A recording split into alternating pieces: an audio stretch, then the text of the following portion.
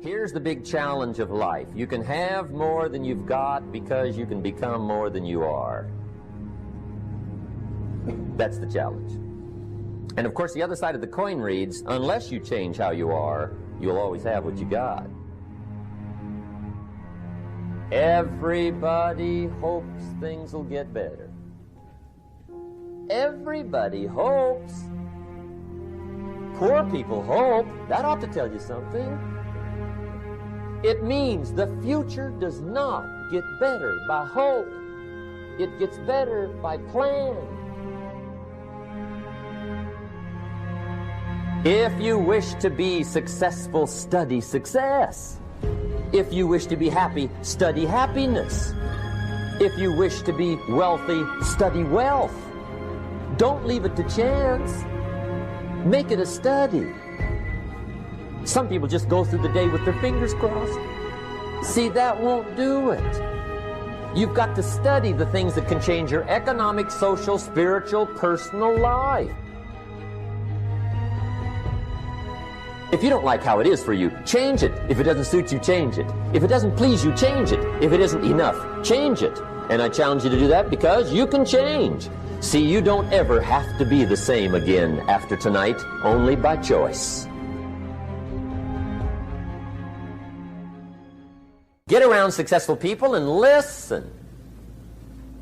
Now, you can also learn from unsuccessful people. Take notes on both, negative and positive. On the negative, the notes are called what not to do. And you got to learn what not to do as well as what to do. So learn from the negative as well as the positive. Okay? Find out what poor people read and don't read it. Right? That's good information. Learn from the negative. But now you can also learn from the positive. Get around successful people. Listen to what they say. Listen to how they say it. It's important. We've all got about 16 waking hours. Practice listening those 16 hours. And I say practice listening because listening isn't easy.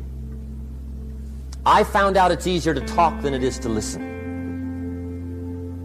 But if you will practice listening the 16 hours you're awake, sure enough, from surprising sources comes great ideas.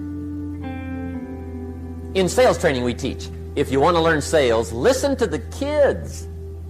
Kids have got to be the master salespeople of all time. They have no equal. Father tells his young son, no, you cannot have an ice cream cone. 30 minutes later, he's licking on one. That'd be 30 minutes worth listening to. They got moves you wouldn't believe. Persistence runs deep like the ocean. And the kids never took a class on how to overcome objection. They already know how. They don't need classes. You tell kids no. That goes right on by. They give you 3 good reasons. You say no. It goes right on by. They give you 3 more. They're masters. So listen and learn. Now here's some of the best advice I've got for the whole evening. It won't get any better than this. This is it.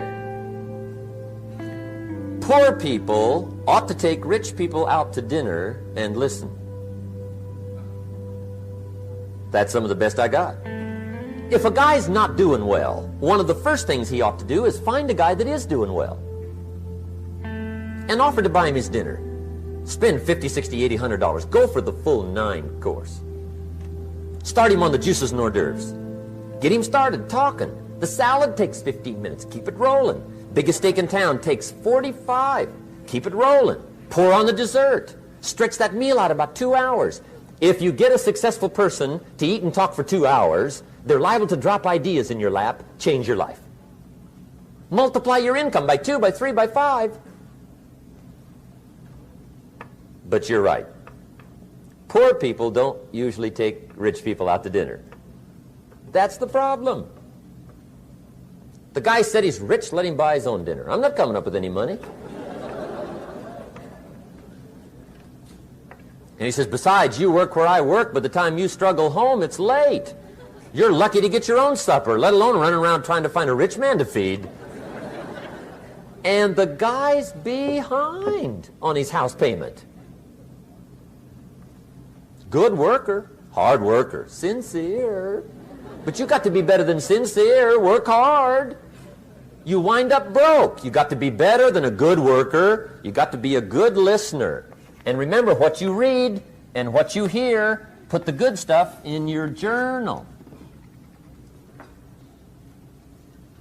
Now, here's the third way to find out how to change your life, and that's to observe. You can pick up a lot of ideas just by watching. Get around successful people and watch. Here's why. Success leaves clues. Watch how the man shakes hands. Watch how the lady responds. People who do well do certain things over and over and over and over. And if you're clever, you can pick them up. Watch it all. If a guy's making $10,000 a month, I'd watch how he walks. Maybe that's it. Copy his funny little walk. Somebody says, well, that's kind of a silly walk. Say, it's 10,000.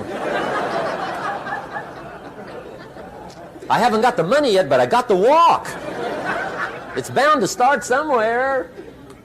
What I ask you tonight is to be unusual and be a good observer of what's going on. You can pick up ideas that can change your life starting tomorrow. Just be a more careful observer. Now remember, there's two ways to see. One is called sight. See with your eyes. The other one is called insight. See with your mind. See with your eyes, you'll see things. See with your mind, you'll see answers. Put your eyes and your mind to work. And the best advice on developing sight and insight is pay attention. Don't miss anything.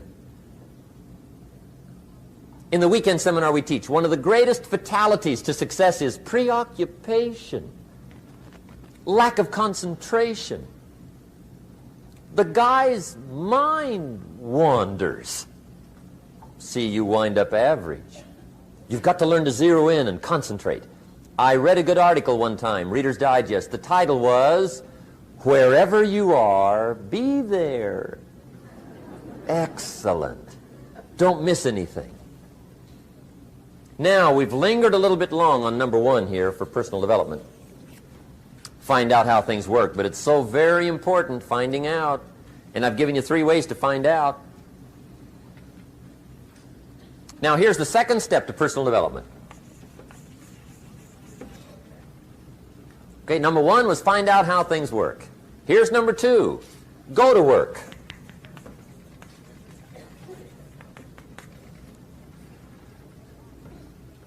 You must now take action on what you found out. In doing business around the world, we call it game plan. Put together your game plan.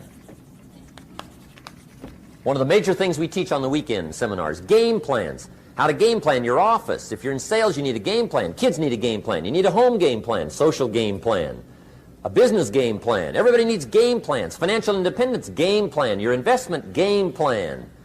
Don't think in your head. Put it on paper. Don't operate out of your mind. Operate from paper.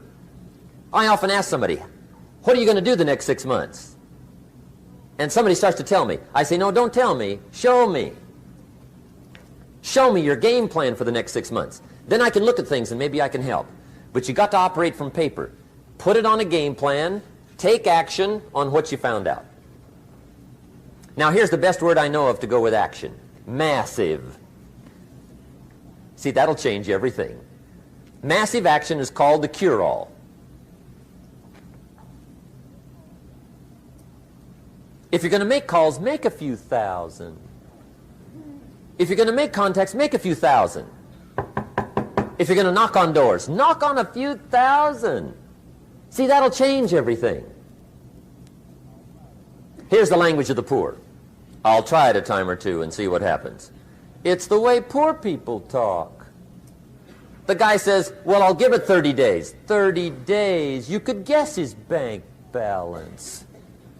You've got to have a better game plan. So here's one of the major things to do starting tomorrow. Take a look at your game plan. If it isn't loaded with massive action, change it tomorrow. Action. The formula really works like this. Pick up a good idea, take heavy action. Pick up a couple of good ideas, take heavy action.